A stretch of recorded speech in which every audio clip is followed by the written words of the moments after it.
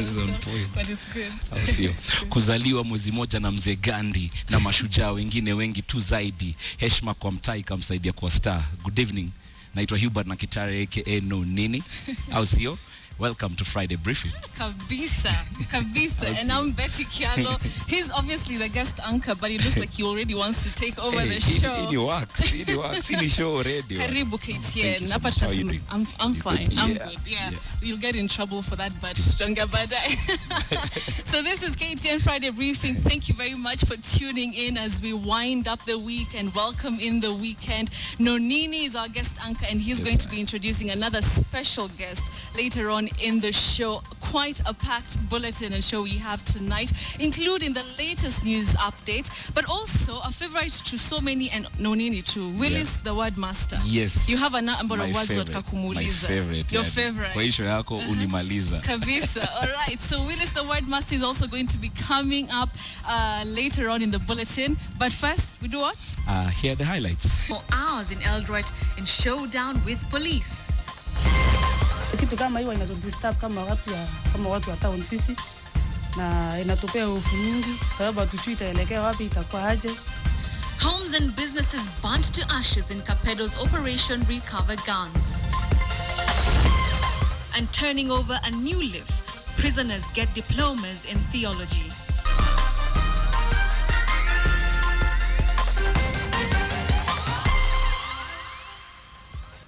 Welcome to Friday Briefing. Our sign language interpreter is William Silla. Now, the Evangelical Alliance of Kenya says that the National Intelligence Service did not conduct proper vetting when Victor Kanyari was registering Salvation Healing Ministry. The alliance now wants the government to investigate and possibly jail Kanyari for allegedly conning innocent Kenyans. Pray for them. The Evangelical Alliance of Kenya has distanced itself from embattled Victor Kanyari and his Salvation Healing Ministry following an expose by KTN on how Kanyari stage-managed testimonies to win people over and get them to send in money. There's a desire within men to see the unnatural, the unexpected. So Kenyans are prone, and then the problems that Kenyans face when you come to the end of the road and you are told there is a help in such and such a place, people will rush there. But also don't forget that faith is very powerful. Unaona, look at that. Huanga unatoka damu mikono yako. Members of the Evangelical Alliance of Kenya say that Victor Kanyari is not a member of the alliance and should pay for his crimes. And we are here saying that our membership are those that we know them, we have a list of them, and all of them are adhering to the principles and the values of which we believe. We ask that those that are wolves covered in sheep's clothing and whose conduct is one of charlatan and conmanship be dealt with in accordance with the law. Just like all the other criminals, the entire church should not be wholly condemned because of one rotten tomato.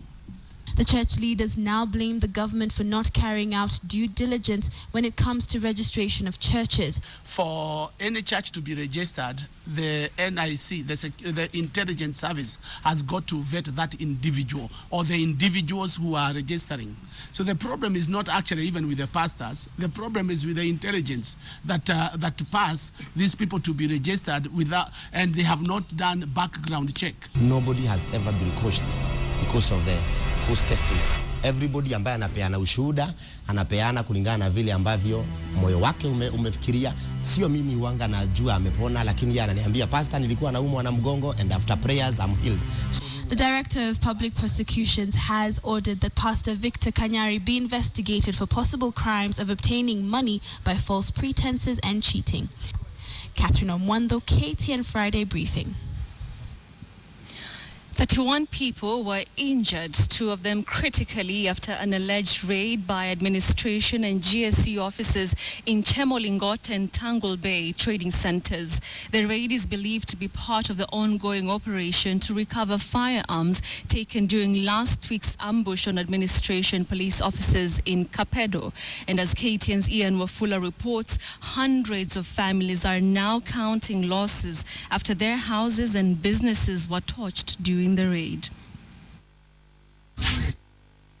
Thursday morning, Florence Kibet is already in business. We caught her waiting for customers that would make way to her small shop at the Chemolingot shopping center. Her shop, she said, was what generated her income to support her children. The very reason she opted not to close business for the day like her counterparts did due to the tension in the area. Fears had rocked this small center located 50 kilometers from Kapedo over a planned ambush by KDF officers during the ongoing operation to recover firearms. But this remained just that, rumors. Inatupea hofu nyingi sababu hatujui itaelekea wapi, itakuwa aje, sababu si ni raia, hatujui mali hii mambo inaendaje. So kama si watu wa town tunaomba tu amani ikuje ili tuendelee na kazi zetu kama kila siku. Friday morning, a somber mood here. Their fears and rumors had become a horrible reality. Billowing smoke from houses, businesses burnt down. Displaced families now seeking refuge elsewhere. Florence too was not spared. Her shop burnt and looted. Hopeless, all she can do is cry.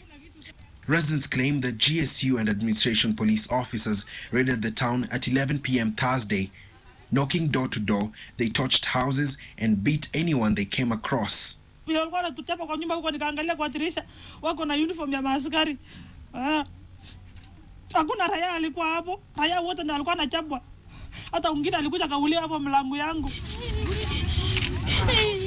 Kenya Red Cross confirmed that they attended to 29 people with minor injuries, while 2 who were critically injured were transferred to the Rift Valley General Hospital in Nakuru. Today we are expecting a major humanitarian crisis because we are population movement, the pastoralists moving further into the forest where we are trying all we can to reach them with medical services and try to get into food.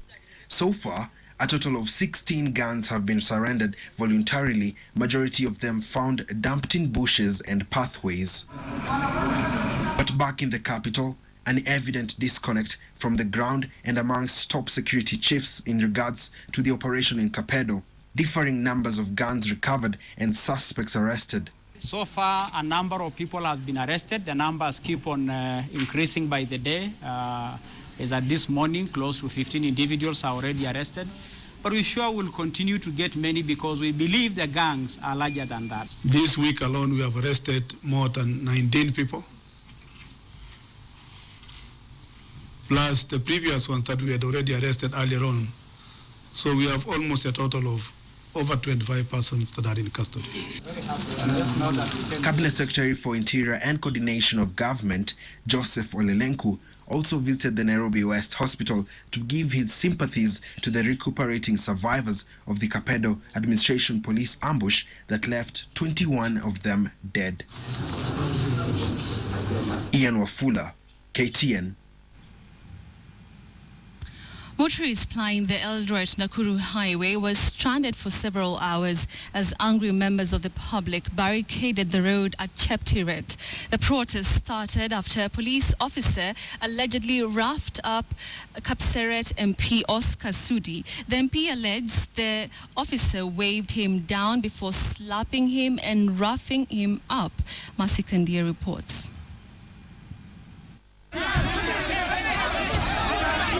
It was the aftermath of an alleged assault on an area member of parliament.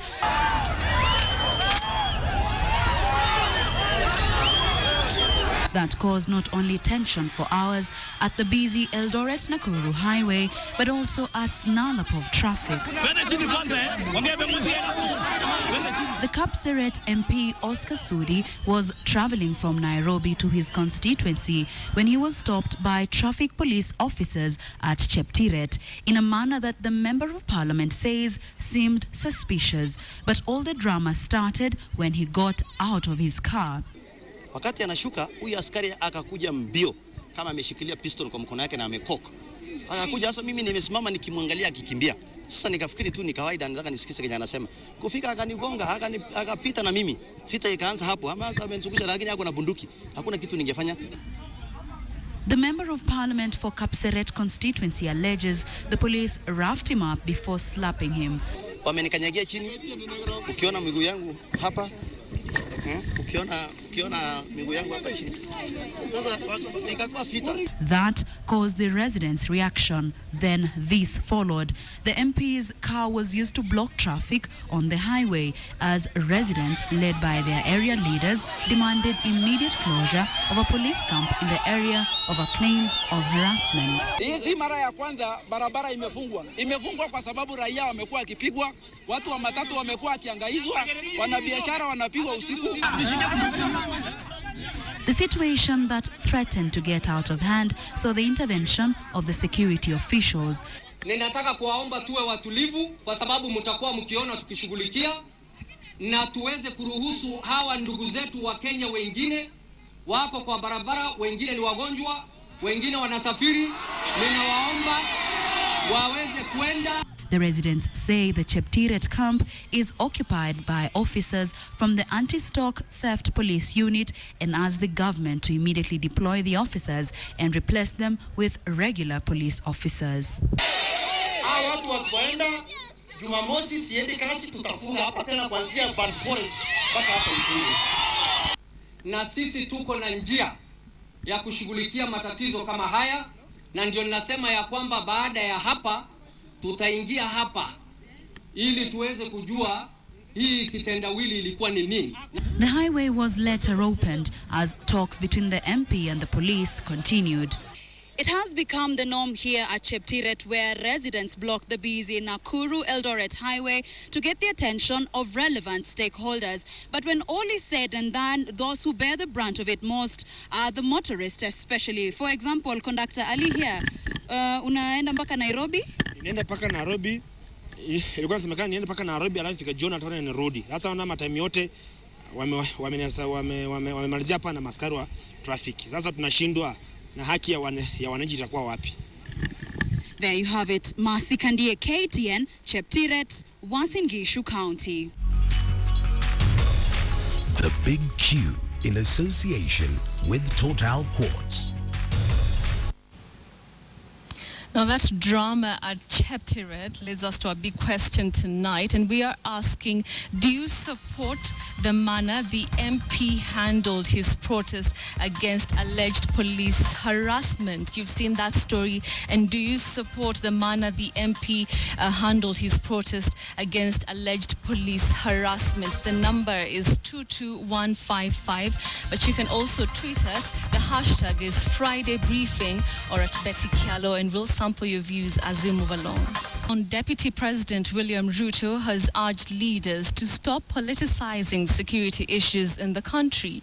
Ruto, who was presiding over the launch of the seed fund for the Bungoma County Boda Boda Sacco at posted grounds, said security issues were a collective responsibility to be shouldered by Kenyans.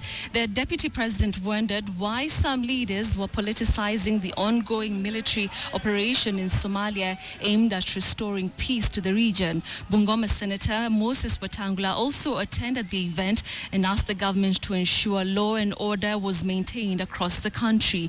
Their remarks came just over a week after police officers were killed in an attack in Kapedo, Turkana County.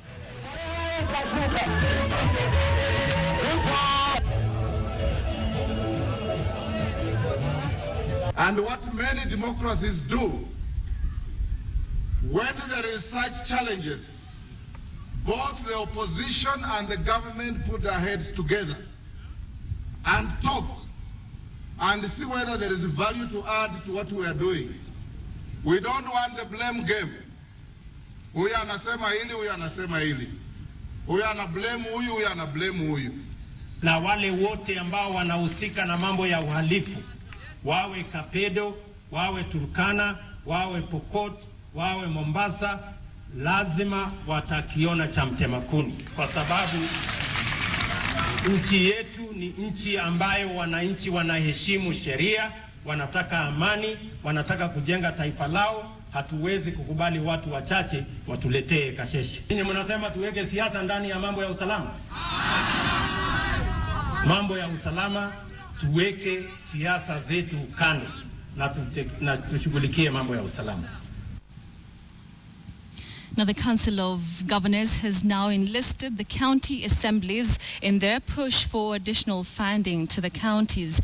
Governors say they are working on a formula to bring all stakeholders on board so as to drive the Pesa Mashinani plan as a united front. Samogena has the details. Governors have received a shot in the arm in their Pesa Mashinani drive after enlisting the support of MCAs. MCAs are the key to unlocking the process, as at least 24 of the county assemblies have to approve the referendum bill for the process to move forward. To this end, the governors, together with the county assemblies, have formed a 10-member committee to champion the process. 5 members from the county assemblies and 5 members from the Council of Governors to discuss among the issues I've just mentioned. One is how to achieve more monies to be sent to the county governments in the next year and the years to come, and also to discuss on the matters of the ceiling and the budgets of county governments, which are in limbo as currently constituted. We will look at these issues jointly with the other institutions involved. The Joint Technical Committee will meet and iron out some of the contentious issues and come up with a proposal to be used in the referendum bill being drafted. The Pesa Mashinani proponents say there was need to increase the budgetary allocation to the counties. We have agreed that we must expand the kitty. We've agreed, all of us are in agreement that we must add more money to the counties.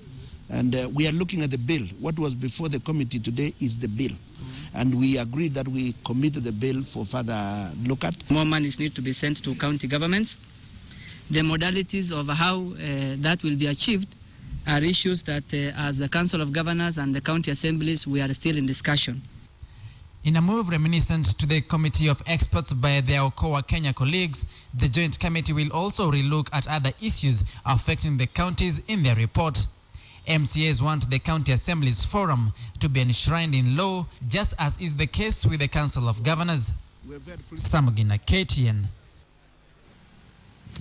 And talking about county affairs, the Mirabani in the UK and other Western countries has dominated discussions at the Sikika Sasa program that's still going on in Meru town at the Kenya Methodist University. Well, here's part of that action. Actually, for those who don't know, Bori is the Meru word for a desert. So basically, Bori is the desert of Meru. So for the last 1 year, we've rolled very massive projects in conjunction with the Ministry of Devolution and the World Bank. We've been able to sink 6 massive dams. One of them is at Roire, a place called Farm, next to the Farm Hospital. The other one is in Kerua, a place called Ronyenye. The other one is in Kibiricha, a place called Ntuge. Another one is near my Disaba, where my friend comes from, a place called Tumbori. And now currently we are seeking another one at Kibobungi. And in total, God willing, if rains are enough this time round, by the time the long rains come in March, we'll have harvested about 500 million. Okay, Mweshmu, I'm going to interrupt you for a second there and just tell you we are live on air on KTN Primetime News at 9 with Betty Chialo. Betty, we are live at the beautiful campus of the Kenya Methodist University inside the KMU Chapel. And we have a great group of people here talking about issues that have to do with Meru County.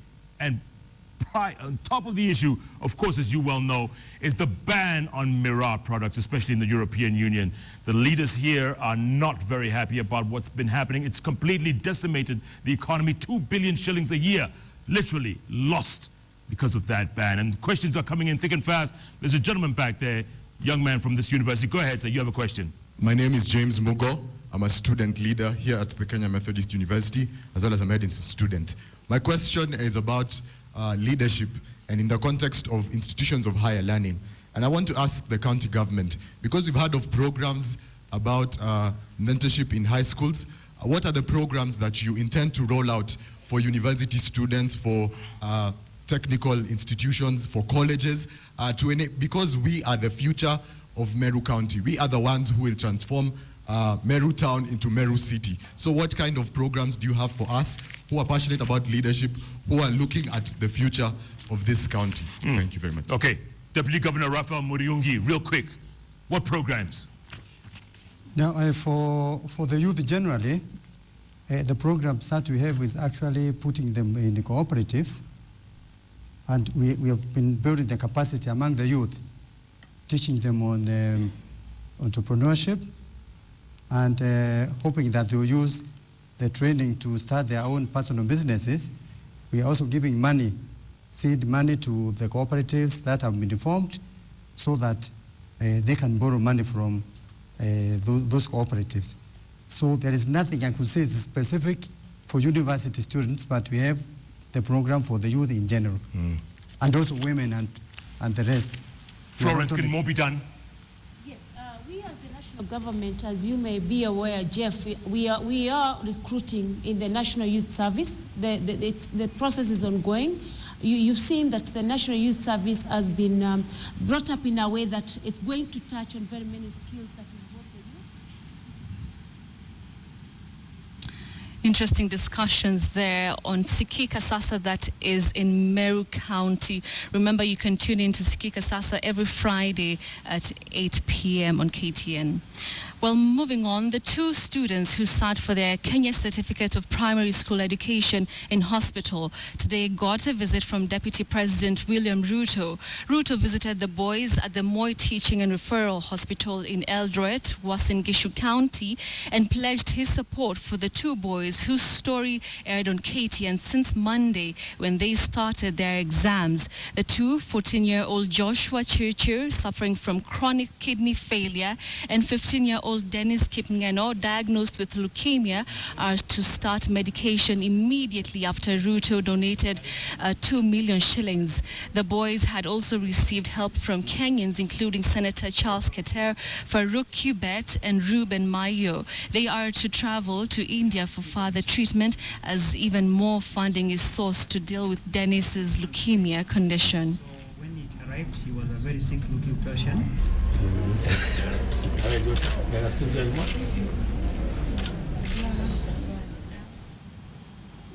We wish them all the best. Now to an interesting note, for the next 24 hours, Kisumu will be painted green with Gor Mahia Football Club diehard supporters lining up to cheer the team during tomorrow's season finale and title deciding match against Ushuru. Gor Mahia, the current title holders, could become 14 times Kenyan champions should they win against the tax collectors. Moses Wahisi reports. Everyone in the Lake City of Kisumu is waiting for the Saturday's Kenya Premier League match between defending champions Gor Mahia and Ushuru FC. While Gor Mahia shook down the jet lag after 45 minutes flight to Kisumu on Friday morning, the residents and traveling supporters drummed up support for the Green Army. Gor Mahia is looking for 3 points to invalidate any result from the other key match in Ruaraka between Sofapaka and Tusker FC. Of course, we respect Baba's a very good player, but we've also got other players that can come in and fill into different positions within the team, and we will be able to do that tomorrow. KRA, they're a good side. They've been in this league for 1 year. They have done well. So it's not a walk in the park. It's going to be a tough challenge for us, but we're up to it. The Green Army is expected to paint Kisumu City green. I've decided to come and see this and see if there will be a change from what happened in Machakos last time. KRA hizi shinda sisi, nilisikia kocha yao alikuwa amesema ati yeye alikuwa ni mtu wa kuishi Kisumu, supposedly ndio hapo amejua alikuwa ametrain, lakini mimi naona kama tutashinda hii. Let us accept whether we win or we lose, let us celebrate. You know, as Gor Mahia, we don't lose but we postpone victory. Gor Mahia will miss the service of midfield anchorman Geoffrey Baba Kizito, who suspended for the decisive crunch tie. A draw in Kisumu and victory for Sofapaka will mean that the title will be in the hands of the 2009 winners, Batoto Bamungu. Moses Wahisi, KTN Friday Briefing. Gor Mahia does not lose. It postpones victory. Interesting. Well, we take a short commercial break. Don't go away. When we come back, Nonini, the godfather of Genge music, is in studio with me, and we will be joined by Lal Dagi. You want to meet this man. He's deaf and mute, and yet he's a rapper. Ever heard that? Stay tuned.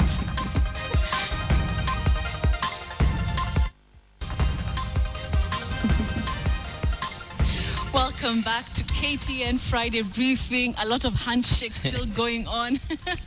Nonini, it's like you've met him today, right now on set. No, he's my boy. He's your boy. He's my boy. All right, so let me introduce my guest. This is Nonini, of course. You know him. Yeah.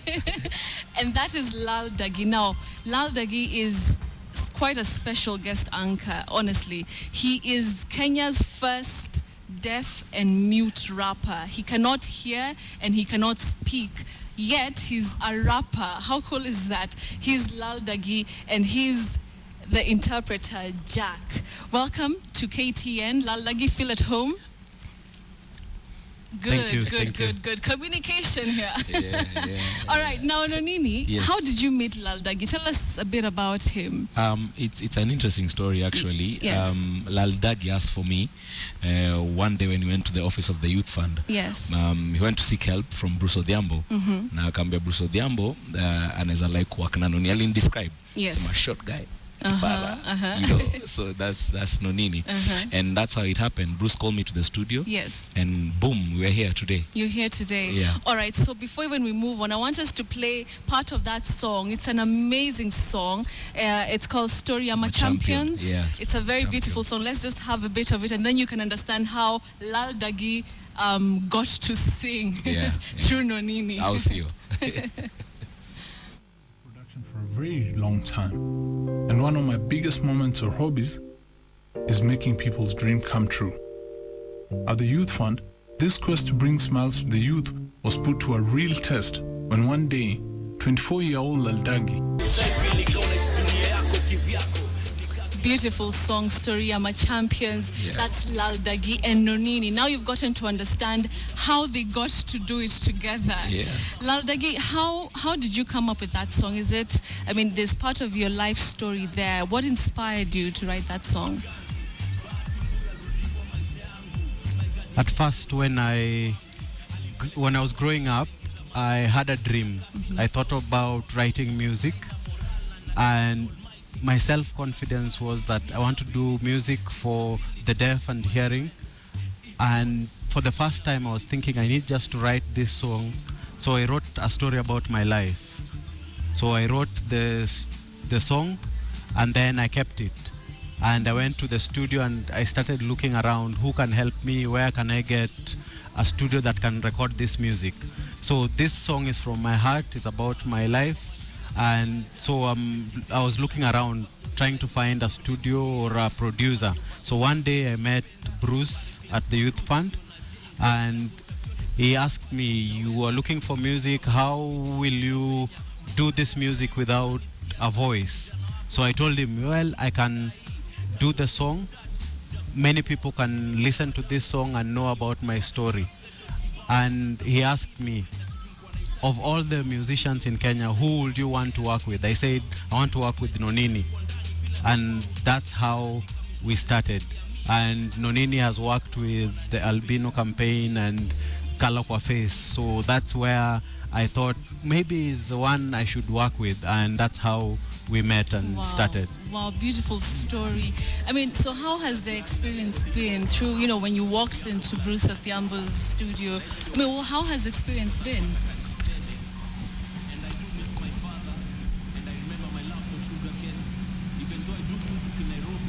At first, I didn't think about it as much, but the time I met Nonini at the reception, we started talking with Bruce and said, there are many skilled musicians out there, but there's no deaf musician.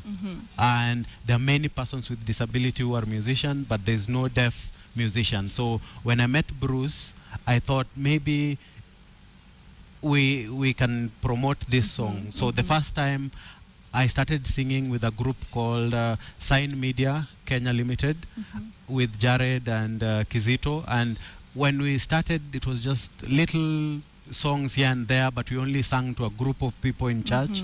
But then with time, I got the confidence. By the time I was meeting Bruce, I had the confidence to give a testimony of my life and share it. I was nervous at first with the studio equipment and everything, but sitting down and thinking about the song, it was very easy to think about the lyrics and work together. So that's how we did it. Amazing.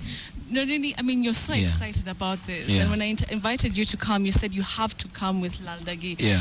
I mean, how was it at first when he approached you? You know, were you shocked? When Bruce invited me to the studio, when I passed by, said hi to Akina Laldagi, I didn't know he cannot hear or speak, because you see, you can't tell. Yes, you can't actually tell. Yeah. So when Bruce told me the story, I was baffled kidogo. I was like, okay. First question I asked, how will he hear the beat? Yeah. Oh, yeah, the beat. The beat, which is very important. Then Bruce told me he can feel it. Even though, he can feel it. You know, sometimes you have the metronome, and if it's loud enough, he can feel it. He can feel the beat. Yeah, he can actually feel it. Wow, amazing. And it's a life-changing experience, because I took his story, internalized it, and I had to bring it out on music. I've never done a project like that. It's so humbling. That day, my studio session usually are just hyped. That day it was emotional to some level, because I connected with it on another level. Okay. Laldagi, I mean, where do you see yourself in the next few years, you know, especially right now that you've opened this enormous door to so many people who are, you know, experiencing the same thing you are, who cannot hear, cannot speak. How will this, you know, change your life in the years to come? First, I think in the coming years, as we start, we are asking for different people to support us, and I would like the opportunity to meet with big CEOs like Bob Collymore of Safaricom or the president and his vice, just to let them know about this talent and share with them and talk to them about the things that we want to do. We want to go to the deaf schools with my sign, the sign group that we have, that we can go together to these schools to encourage deaf students to think about their skill, thinking about their abilities that they have, that they can achieve something, they can be successful. Yes. I want to meet the president and his deputy and tell them people with disabilities have talent, and they need encouragement, they need support from the society so that they can realize their full potential. Okay. Right now, they're not being encouraged, they're not being supported. We shouldn't neglect them. We need to give them equal opportunity, equal platform. Wow. Laldagi, I mean, there's so many young people who are watching you and they're so inspired. What is it that you can tell them to make them feel that, you know, disability is not inability? Like you're here right now. No one would tell. And with a nice song like that one, I mean, you're such a big inspiration. So what is it that you would tell young people who are like you, you know, to go at it? What exactly would you tell them? What I can tell people, parents who have deaf children, we shouldn't hide these children. We shouldn't think, well, maybe these children who have disability, we should keep them at home. No, we need to give them opportunity, show them to the people around you, teach them sign language, take them to school. As you do this, they'll realize their potential. As they grow up, they'll find their skill. Some of them are musicians. Some might be fearing being seen because of their disability, but we shouldn't neglect them. We should listen to what they have. They have a story. They have something. Some can't talk, can't walk, but they have a story. So they have emotional things they want to share. They have things from their heart. Just like Nonini showed me that support, the love, the ability to be together. That encouragement is what we need. So there are studios out there. Maybe their brothers and sisters or cousins are there. They need to encourage them. Go to a studio, record their music, or expose their talent. tears to my eyes. I mean, wow, this is so inspiring. Nonini, what have you learned, from this experience working with Dagi? What have you learned? Because as of now, I feel like,